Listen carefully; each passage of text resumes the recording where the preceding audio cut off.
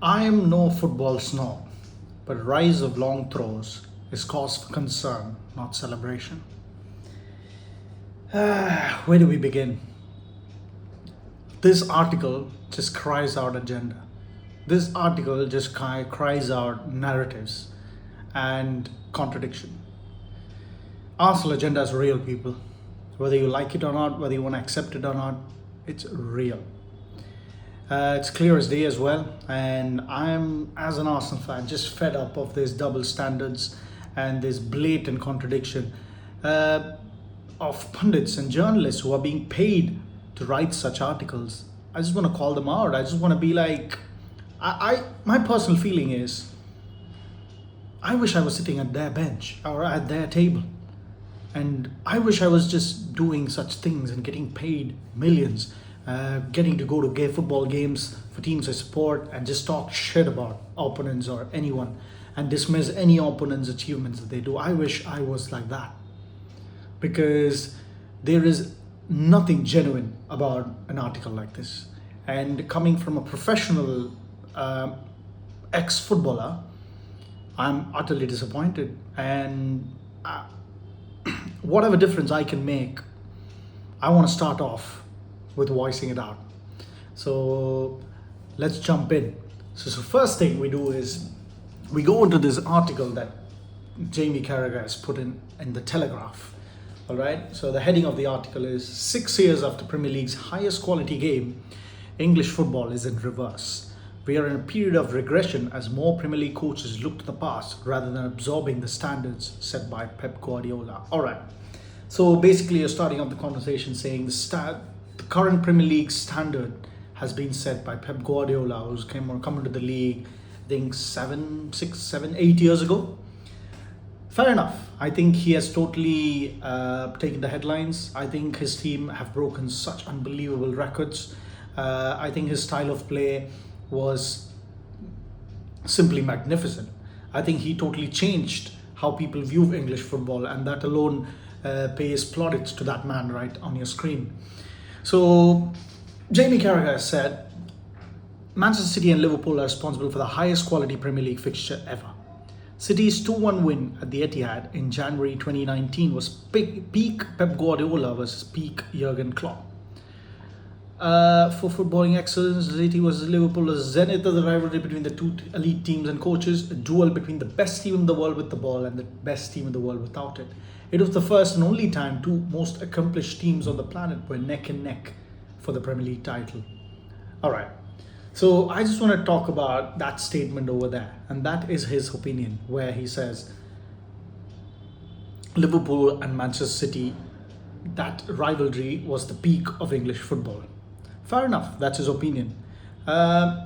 People might agree to it. Some people might go like, all right, Arsenal, Chelsea, Manchester United during the early 2000s was the peak of English football, because all three were also feared by most teams in Europe, just like Man City and Liverpool were 5 years ago. So more or less, that's a fair statement, open for speculation. But then again, I feel like that's his opinion, fair play. All right.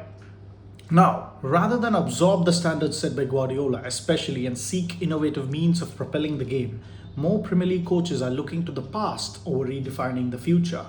We are in a period of regression. The comparisons with the first top-of-the-table clash of the season, Liverpool versus Arsenal in August, underline how much has reversed in 6 years between them. Arne Slot and Mikel Arteta's side completed 671 passes in their recent meeting. Okay, so we just explained this table right there. So there's clearly a difference between both teams, like the statistics of successful passes and into the opponent half as well. That's because the game has evolved to being more physical, duel-based than passing. And this is called evolution, not regression. Okay, so this is the part I am totally disagreeing with Jamie Carragher here, because he says rather than absorb the standards set by Guardiola, especially, and seek innovative means of propelling the game, more Premier League coaches are looking to the past over redefining the future. He couldn't be more wrong here. Because I've had Jamie Carragher and Gary Neville and many more other pundits on Sky Sports and many other mainstream media talk about why Vincent Company's Burnley is trying to play out from the back, just like Pep Guardiola. Why Ralph Hasenhüttl's Southampton is trying to play the same way as Pep Guardiola against him and get smashed 8-0. Why Bruno Lag's Wolves are trying to do in the same way. Well, now, surprise, surprise, those teams coming from the bottom, from the championship, have found out a way to combat these possession-based teams. Obviously, Vincent Kompany or Ralph Hasenhüttl cannot play the same style that Pep Guardiola is playing and rival him or compete with him, because they don't have the players that a Pep has, for example, or an Arsenal have right now, or a Liverpool had back then. Which is why teams like Bournemouth, Sunderland, Brentford have all, even Fulham to an extent, have all taken a direct approach. This is not a regression. This is not looking to the past or redefining the future. This is the evolution. This is the solution over trying to combat a team of possession-based technical players to just, okay, if I can't go through you, I'm going to go over you. All right? And that is exactly what's happened. So the game has become more physical. It's more duel-based than passing. The game is how do I put it?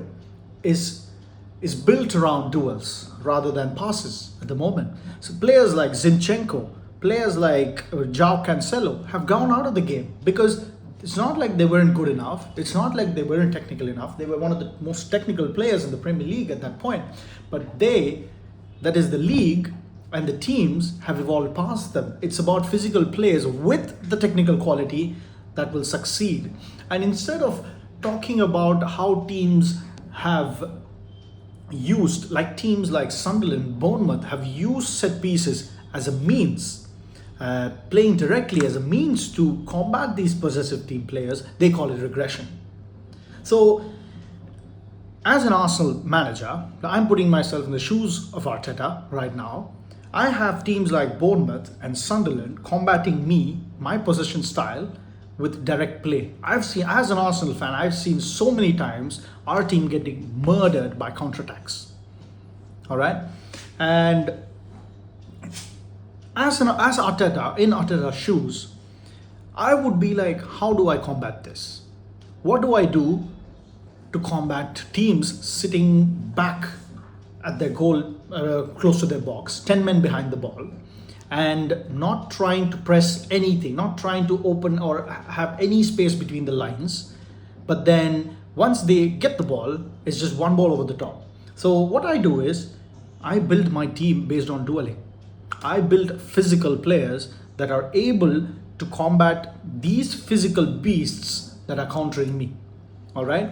And at the same time, as a team that is going to be having a lot of possession, Arsenal, and as a team that is going to have a lot of shots, I'll be getting a lot of throw-ins, a lot of corners, and I have a player who is extremely good at ball retention, like Martin Odegaard or Bukayo Saka, who end up getting more than 10 fouls a game for my team. Obviously, I want to take advantage of those situations. Obviously, I want to take advantage of the corners. Obviously, I want to take advantage of the long throws. The moment I break the deadlock, I'm unable to break the deadlock by playing between the lines of possessive style football. The moment I break the deadlock, whatever means that is, be it a penalty, be it a corner, be it a set piece, whatever it is, the game opens. At that time, it becomes a level playing field. The other team has to come out. And that's when I am able to express my style of football. All right. So instead of giving, and I'm not even a football expert, by the way, but if I'm able to provide such a perspective as an Arsenal fan and as a casual fan, as you may call me, as an ex-football pundit being paid millions to talk on football and educate people about the game, you are writing articles like this.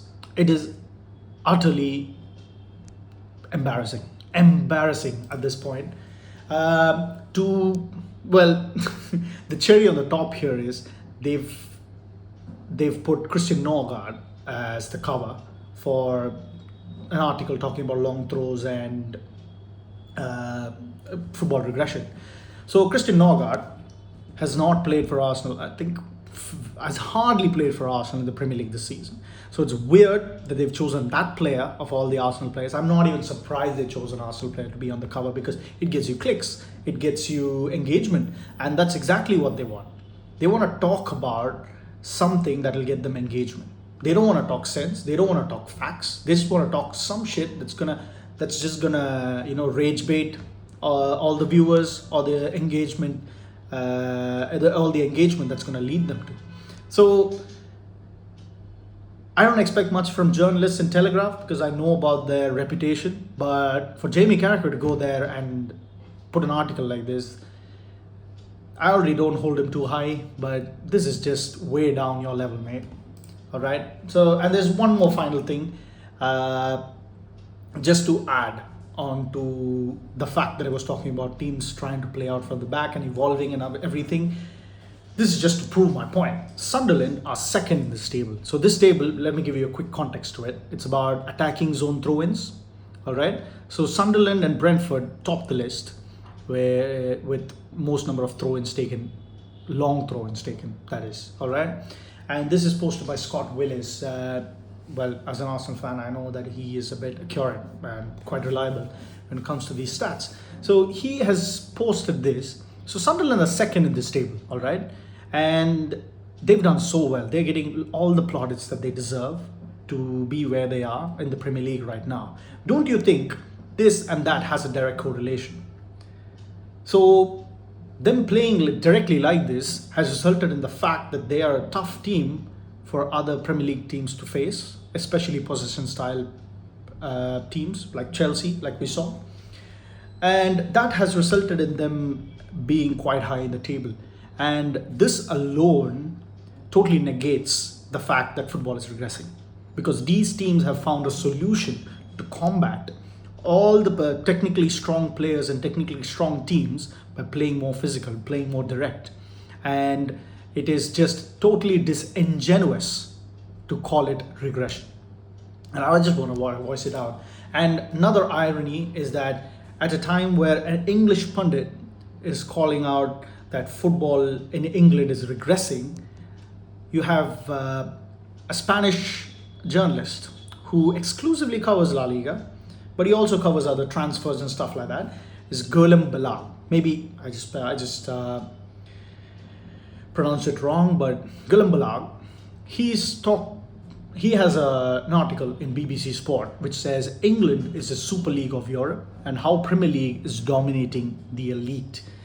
So it just shows how teams have just evolved to a level where the rest of Europe is unable to keep up. So you're telling me football has regressed. The quality in England, English football has gone down. I don't remember when Man City and Liverpool were on top of the league, both were getting close to 100 points. The same number of teams, like you had a couple of teams getting hardly even 10, 15 points down there. And that shows the difference in class between both the top and the bottom. Well, right now, I think Manchester United are 1 point away. Right now, I think they're in 8th place. Where are they? Manchester United are in 8th place at 17 points. If they had got